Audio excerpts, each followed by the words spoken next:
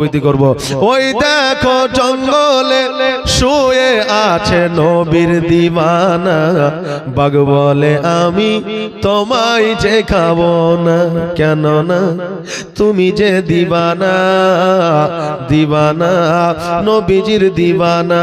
কলমা দরুদ লয়ে মুখে, নবীর ওয়াজুদ লয়ে হাতে, আমি যে হয়েছি রওয়ানা সোনার মদিনা, দয়ার মদিনা। কোন জমিনের মাটি আমার হবে গোরস্থান, কোন জমিনের মাটি আমার হবে গোরস্থান। কাদের চোখের জলে আমি, কাদের চোখের জলে আমি পাইব পরিত্রাণ, কোন জমিনের মাটি আমার হবে গোরস্থান।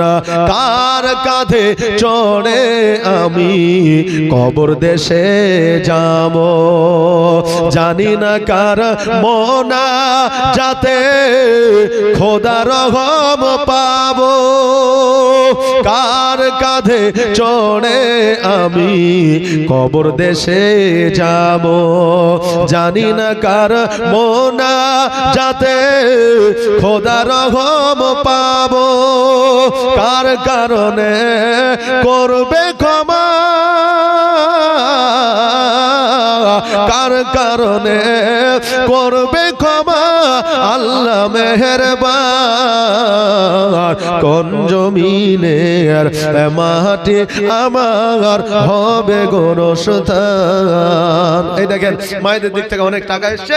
আমি বলেছিলাম 3 জায়গায় স্বামীকে শাসন করবেন।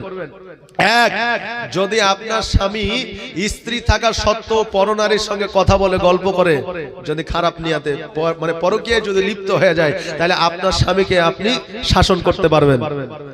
কথা কি বুঝতে পারলেন?